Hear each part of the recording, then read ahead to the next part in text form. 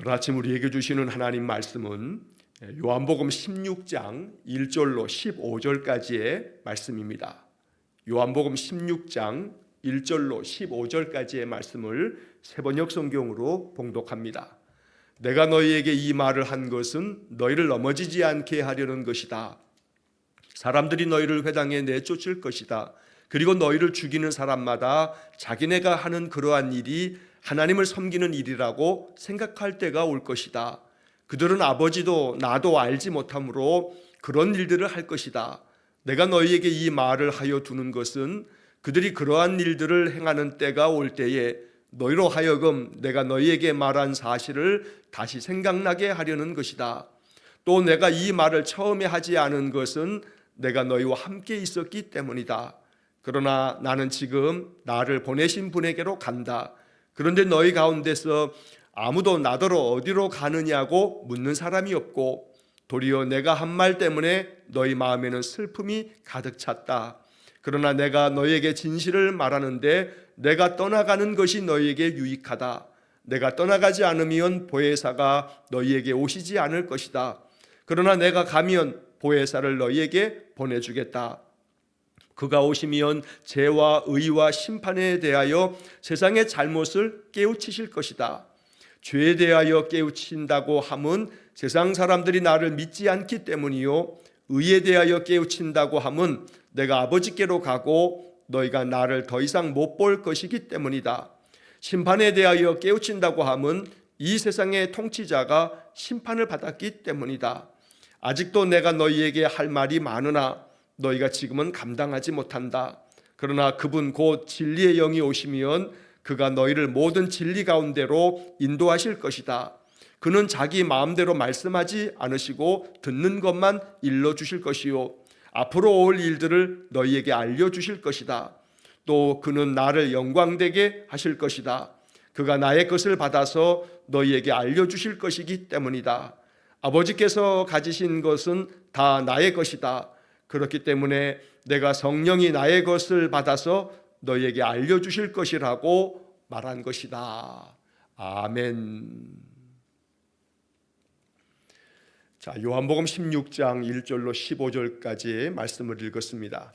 오늘 본문의 말씀을 통해서 예수님께서는 제자들에게 앞으로 그들이 당할 일들, 박해를 당할 것을 이야기하실 뿐만 아니라 또 주님께서 이 세상을 떠나가시는 것, 예수님의 죽으심과 또 하늘로 올라가시는 아버지께로 돌아간다라고 표현하는데, 이러한 것들이 가지고 있는 그 의미가 무엇인지, 이것이 너희에게 유익하다라고 하는 말씀도 들려주시고, 또 성령께서, 보혜사 성령이 우리에게 하실 일들이 무엇인지라고 하는 것들을 주님께서 알려주십니다.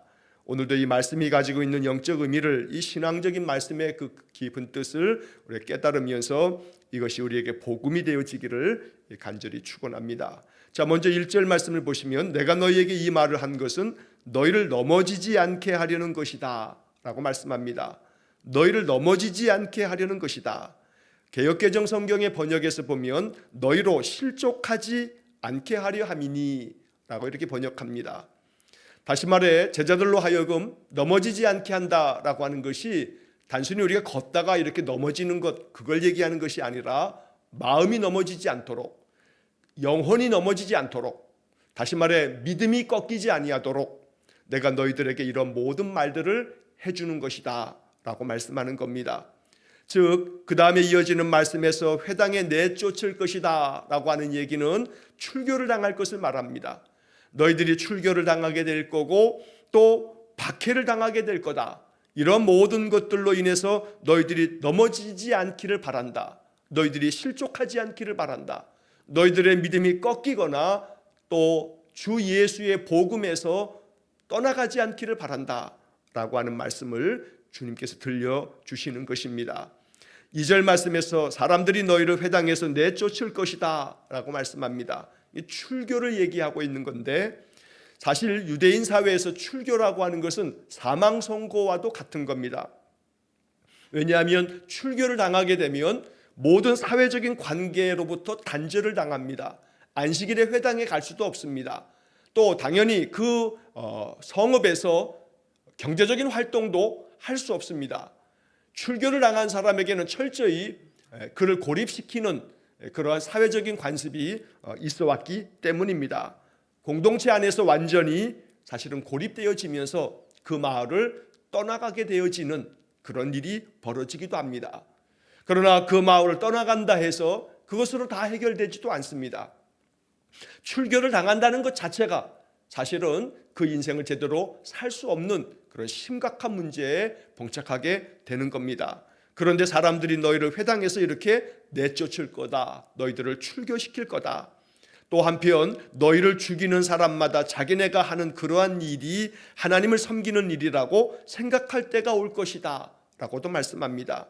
자, 여기서 너희를 죽이는 사람마다 라고 하는 이 말씀에 담겨 있듯이 박해를 당할 거고 너희들은 순교를 당할 거다. 죽임을 당하는 일도 있을 거다 라고 말씀하는데, 너희를 죽이는 사람들조차도 자기네들이 그렇게 너희를 죽이는 것이 이거 하나님 섬기는 일이다 라고 생각하면서 아주 적극적으로 너희들을 찾아내서 죽이려고 할 거다 라고 주님이 말씀하십니다.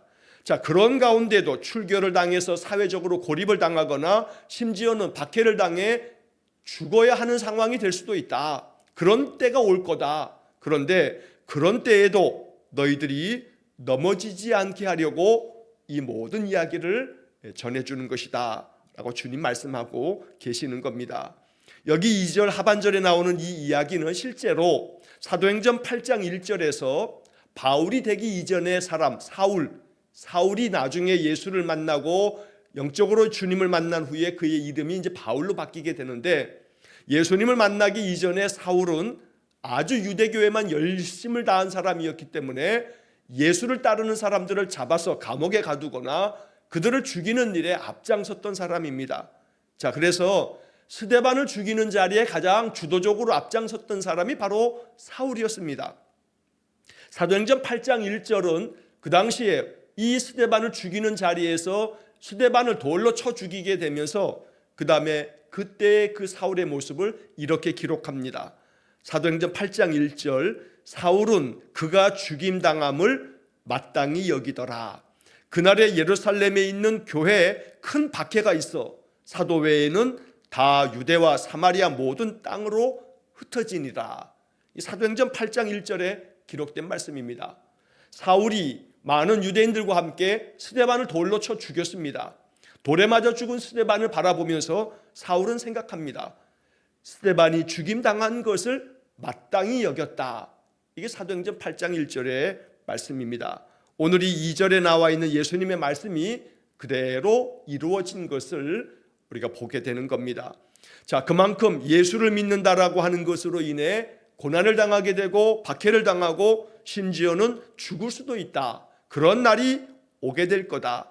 자, 그럴 때 너희들이 이 말을 기억하여라. 너희들이 넘어지지 않기를 바란다 하고 주님은 이 말씀으로 제자들에게 말씀해 주셨던 겁니다. 4절 말씀해 보면 내가 너희에게 이 말을 하여 두는 것은 그들이 그러한 일들을 행하는 때가 올 때에 너희로 하여금 내가 너희에게 말한 사실을 다시 생각나게 하려는 것이다. 성령께서는 하나님 말씀을, 주님의 말씀을 생각나게 하시는 분이다 라고 이야기했는데, 바로 성령께서 너희들로 하여금 이 모든 것들을 생각나게 하실 것이다 라고 주님께서 말씀하십니다.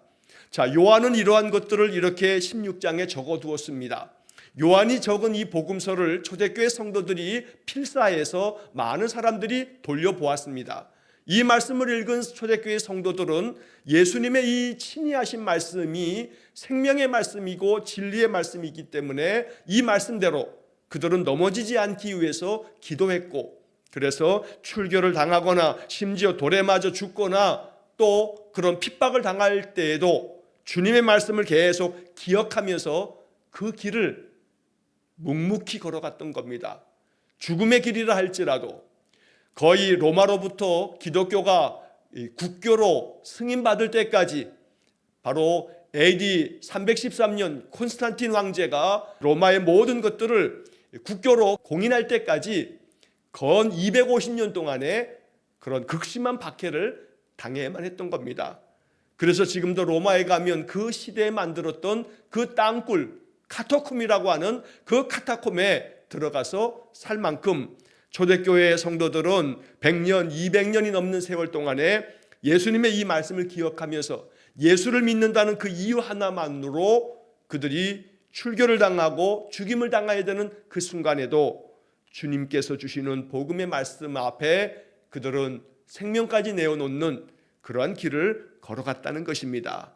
그것이 초대교회 당시에만 이루어진 것이 아니고 우리 이 땅에서도 우리 신앙의 선배들은 150여 년 전에 200여 년 전에 그러한 죽음을 각오하면서 믿음을 지켰기 때문에 오늘날 우리가 신앙의 길, 하나님 자녀로서의 믿음의 길을 이렇게 걸어가고 있다는 것입니다. 자, 여기 3절 말씀에 또 중요한 말씀이 한 구절이 나옵니다. 그들은 아버지도 나도 알지 못함으로 그런 일들을 할 것이다 라고 주님은 말씀해 주십니다. 아버지 하나님도 알지 못하고 성자 하나님으로 이 땅에 오신 그리스도 예수님도 알지 못하기 때문에 그렇게 사람들을 출교시키고 또 죽이는 일에 앞장서게 될 거다라고 말씀하고 있습니다. 여기에 알지 못함으로 라고 주님 말씀하셨는데 이 말씀은 예수님께서 십자가 위에 매달리시면서도 그 십자가 위에서 말씀하셨던 7가지의 말씀 중에 한 말씀이 되었습니다. 누가복음 23장 34절 말씀에서 예수님은 십자가 위에서 이런 말씀 한 말씀을 하십니다. 예수께서 이르시되 아버지 저들을 사하여 주옵소서 자기들이 하는 일을 알지 못함이니이다 라고 이렇게 말씀합니다. 자기들이 하는 것을 알지 못한다 라고 말씀하셨는데 오늘 주님께서는 살아계실 때에도 잡히시기 전날 밤에도 바로 이 말씀을 하셨던 겁니다. 그들은 아버지도 나도 알지 못함으로 그런 일들을 할 것이다. 오늘 우리는 제자들이 이 말씀을 들으면서 어떤 마음이었을지를 생각합니다. 아마도 이때는 예수님께서 부활하시기 전이기 때문에 또 박해를 당하시고 십자가에 돌아가시기 전이기 때문에 이러한 말씀을 듣는 것 자체가 제자들의 마음에 편치 않았을 겁니다. 마음이 불편했을 겁니다. 그래서 그들은 불안해하고 또 근심하고 염려했던 겁니다. 6절 말씀에서도 기록한 주님의 말씀처럼 도리어 내가 한 말 때문에 너희 마음에는 슬픔이 가득 찼다 라고 말씀할 만큼 제자들은 지금 이러한 주님의 말씀을 들으면서 너희들이 넘어지지 않게 하려고 내가 이런 말을 하는 건데 너희들이 회당에서 쫓겨날 거고 너희를 죽이는 사람마다 자기들이 하나님을 잘 섬기는 것이라 생각하면서 너희들을 핍박하고 죽이기도 할 거다. 자, 이러한 말씀들을 들으면서 제자들은 마음에 근심하고 슬퍼하고 마음에 많은 번민이 쌓여 있다는 겁니다. 주님도 이것을 잘 아십니다. 그래서 이 6절 말씀에 이렇게 말씀하는 것입니다. 하지만 이러한 것들을 피할 수 없기 때문에 주님은 제자들에게 이 모든 것들을 다 말씀해 주고 계시는 겁니다. 다만 12절 말씀에서도 주님은 이런 말씀을 하시면서도 아직도 내가 너희에게 할 말이 많으나 너희가 지금은 감당하지 못한다. 너희들이 지금은 감당할 수 없기 때문에 내가 모든 것을 다 이야기해 주지는 못한다 라고까지 말씀하실 만큼 제자들은 아직도 예수님의 그 죽음 또 예수님의 부활을 알지 못하는 까닭에 이러한 16장의 이런 말씀도 받아들이기가 참 어려운 그러한 순간이었다는 겁니다. 사실 이러한 말씀을 묵상하면서 우리는 이 말씀을 나 자신에게로 이 말씀을 가져와 적용하자면 어찌 보면 우리가 우리의 신앙의 삶을 살아가는 동안에 받아들이기 어려운 그런 말씀들도 있습니다. 하지만 이러한 말씀들 속에 담겨있는 주님의 뜻을 깊이 알게 되어지는 그때가 되면 이 말씀이 나의 삶에 이렇게 성취되는 것이구나. 이 말씀은 이러한 의미로 내 삶 속에 이루어지는 것이구나 라고 하는 것을 알아차릴 때가 있습니다. 이것을 위해서 우리에게 보혜사 성령을 보내주시는 것이라고 말씀하고 계시는 겁니다. 그래서 우리는 늘 신앙의 삶에서 항상 주님께서도 약속하신 보혜사 성령을 내 안에 충만케 해주십시오 라고 늘 기도해야 합니다. 그러면 내가 지금은 알지 못하는 것들을 속히 알아차릴 수 있습니다. 마음에 깨달을 수 있습니다. 내가 어찌해야 할 바를 알지 못할 때마다 기도해야 할 것은 그 일로 인하여 슬픔이 가득 차거나 근심하지 않도록 주님 내 마음에 속히 나의 삶의 이런 모든 것들 속에 담겨져 있는 주님의 선한 뜻과 주님의 인도하심을 내가 잘 알아차릴 수 있게 해주십시오. 내가 어찌해야 할 바를 잘 가르쳐 주십시오. 그리하면 내가 근심하지 않고 염려치 않고 불안해지지 않고 내가 담대하게 주님만을 바라고 믿으면서 나아가게 되겠습니다 라고 이렇게 기도하는 것, 이것이 오늘 이 16장 본문을 읽으면서 주님도 제자들의 마음을 알기 때문에 너희들이 이러한 가운 이야기를 들을 때 너희 마음에 슬픔이 가득 찬다는 것을 내가 안다고 친히 말씀하고 계시는 겁니다. 자, 5절 말씀에 보면 그러나 나는 지금 나를 보내신 분에게로 간다. 그런데 너희 가운데서 아무도 나더러 어디로 가느냐고 묻는 사람이 없고 도리어 내가 한 말 때문에 너희 마음에는 근심이 가득 찼다. 주님께서는 이 최후의 만찬 자리에서 또 이 만찬을 마치시고 감람산으로 가시면서 말씀하시는 이 15장 16장 이런 말씀 속에서 계속 나는 나를 보내신 분에게로 간다 라고 말씀하십니다.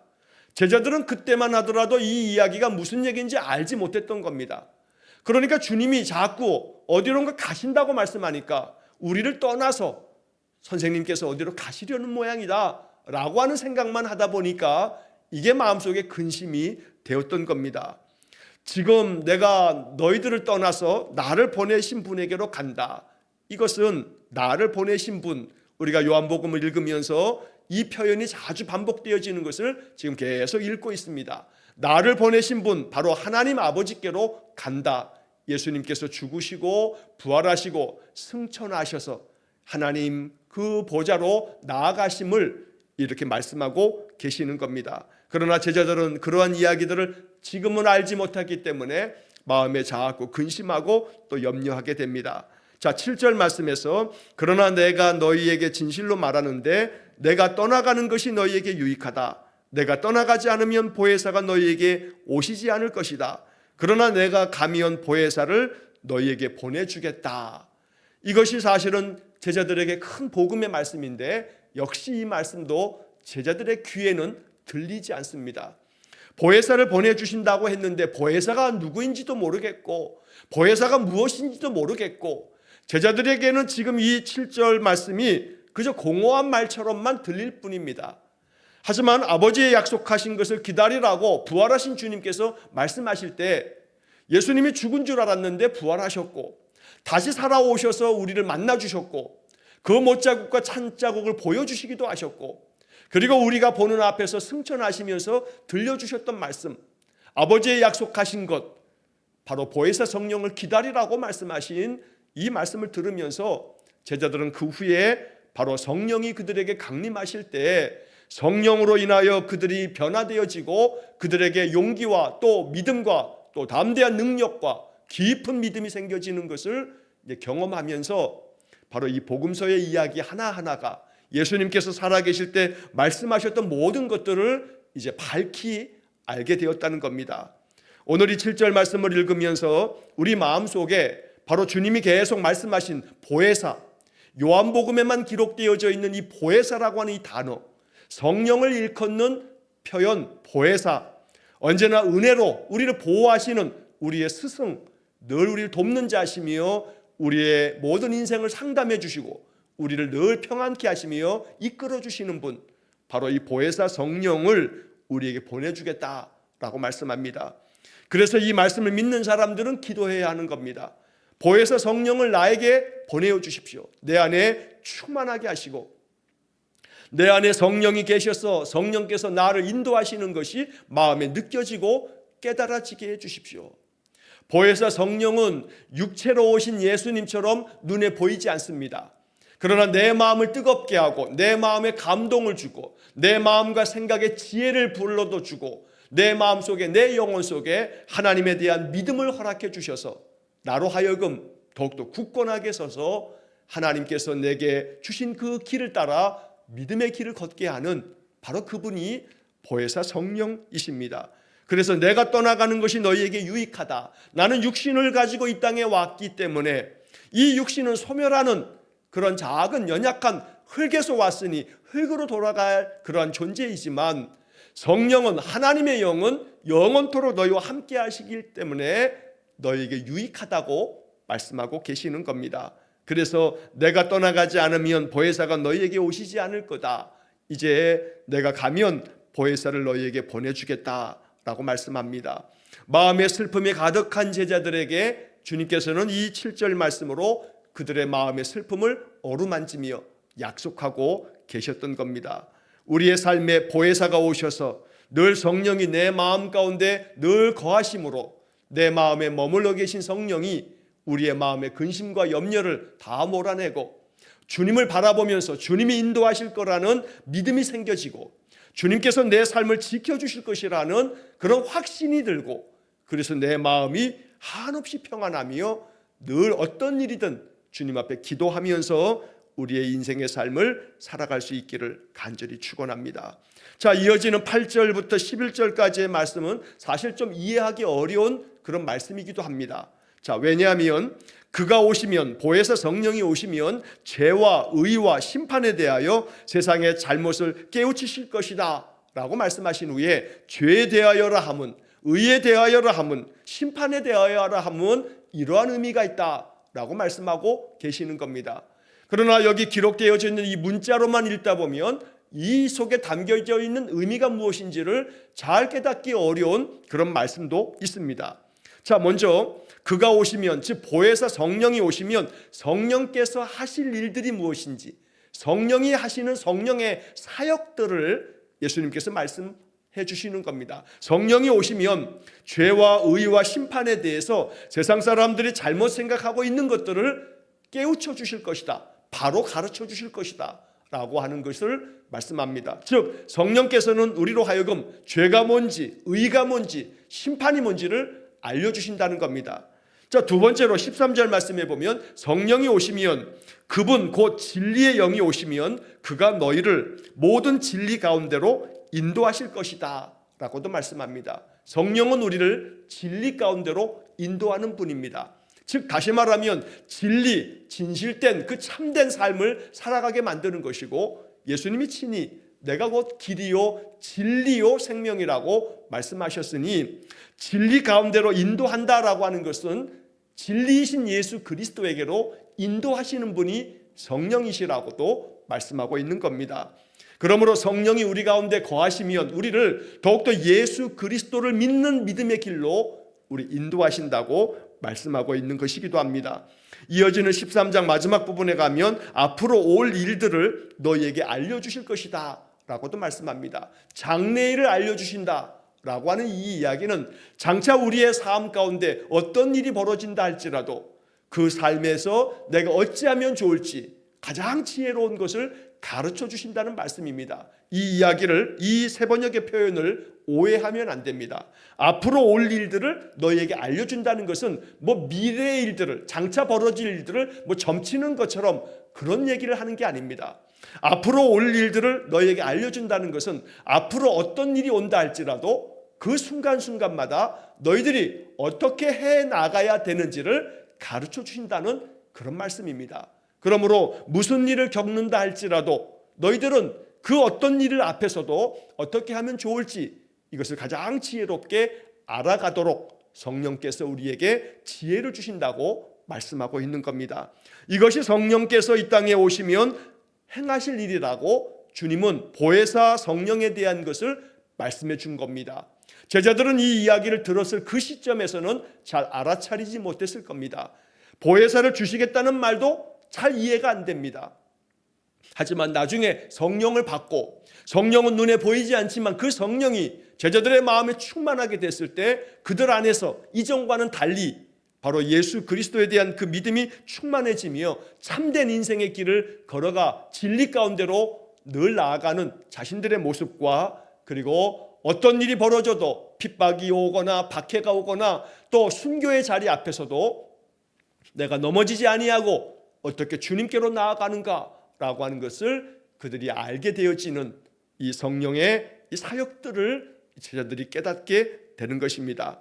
자, 본문 말씀에 8절부터 11절까지의 말씀이 좀 해석의 어려움이 있기 때문에 이것만 좀 더 보충하여 말씀을 드리면, 자, 성령이 오시면 죄와 의와 심판에 대해서 세상의 잘못을 깨우치실 것이다. 자, 그 다음에 죄에 대하여라고 하는 것은 세상 사람들이 나를 믿지 않기 때문이다.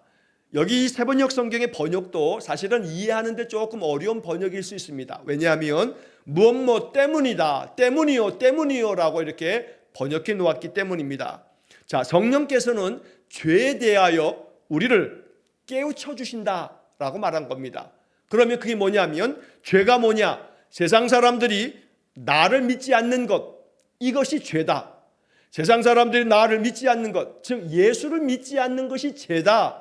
죄는 너희들이 정한 법을 어기는 것, 그것만 죄가 아니고 세상에서 살아가면서 세상의 실정법을 어기는 것, 세상 사람들은 그걸 죄라고 여기거나 또 윤리 도덕에서 벗어나는 것이 죄라고 판단할지 모르나, 그러나 성령께서 오시면 너희들에게 죄는 예수를 그리스도로 믿지 않는 것이 죄다.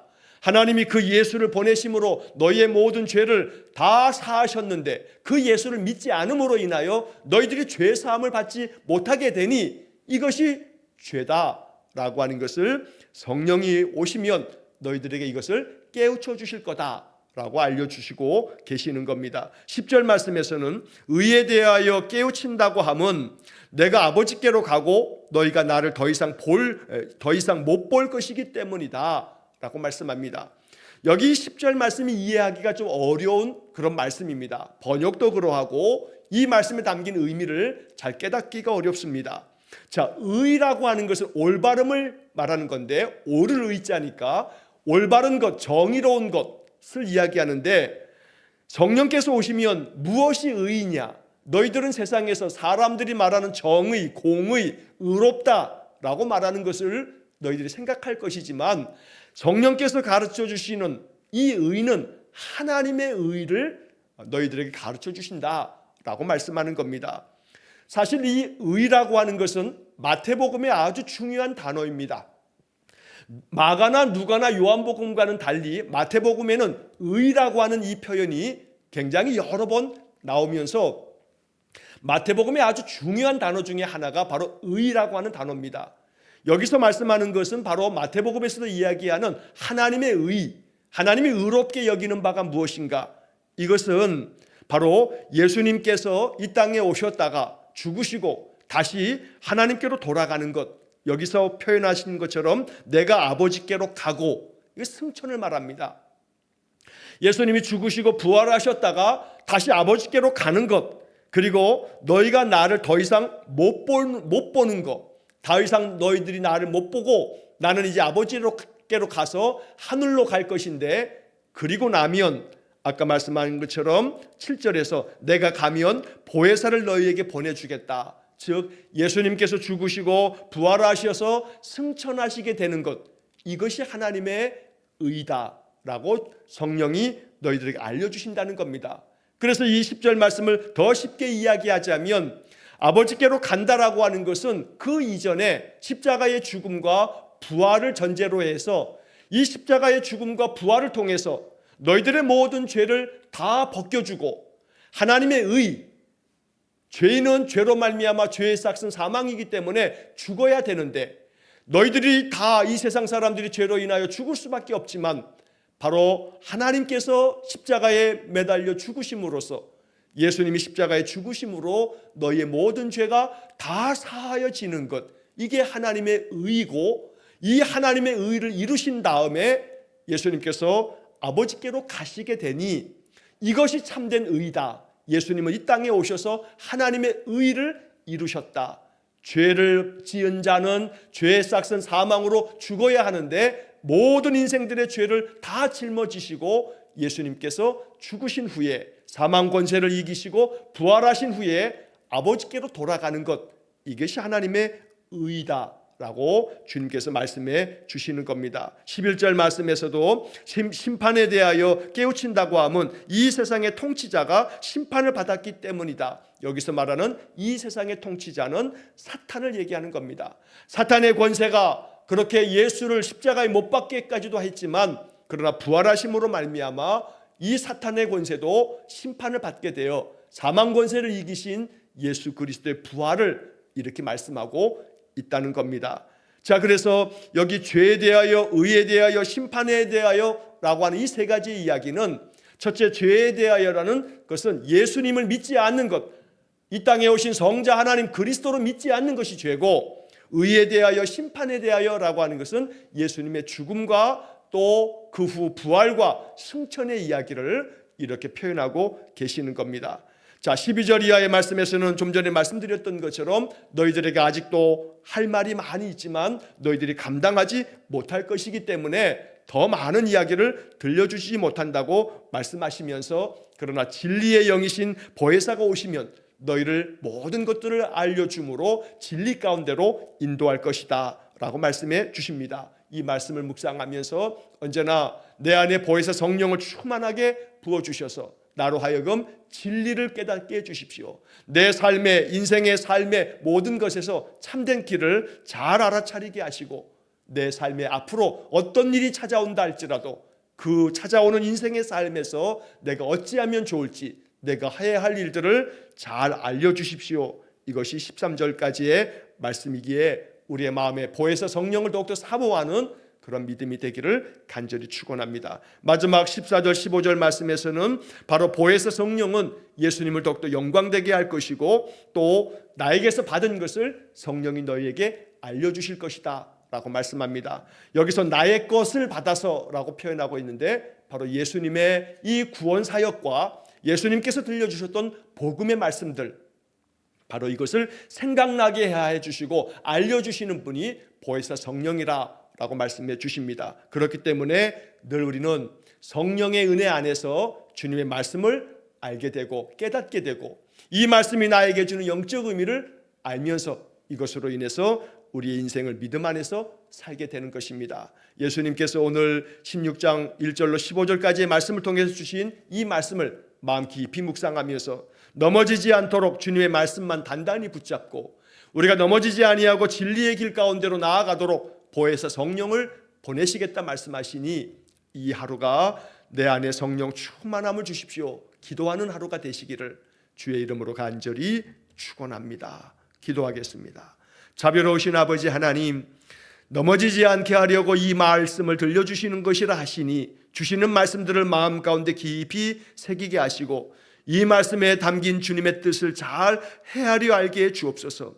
우리에게 유익하게 하시려고 보혜사를 보내시겠다 하시니 성령께서 우리 가운데 임하셔서 성령이 내 마음을 주장하시고 인도하심으로 늘 진리 가운데로 인도하여 주심으로 주님을 알게 하시고 더 굳건하게 믿게 하시고, 장차 어떤 일이 내게 다가온다 하여도 그 가운데 어찌해야 할 바를 잘 깨달아 알 수 있도록 하늘의 지혜를 부어 주옵소서. 오늘도 한날의 모든 삶을 주님께 의탁하오며 예수님 이름으로 기도하옵나이다. 아멘. 우리 구주 예수 그리스도의 은혜와 하나님 아버지의 극진하신 사랑과 성령의 교통하심이 날마다 보혜사 성령의 인도하심 따라 늘 참된 길, 굳건한 믿음의 길 걸어가기를 간절히 소원하며 기도하는 머리 숙인 귀한 성도들 위에와 저들 가정과 온 가족들 위해 영원토록 함께 하시길 축원하옵나이다. 아멘.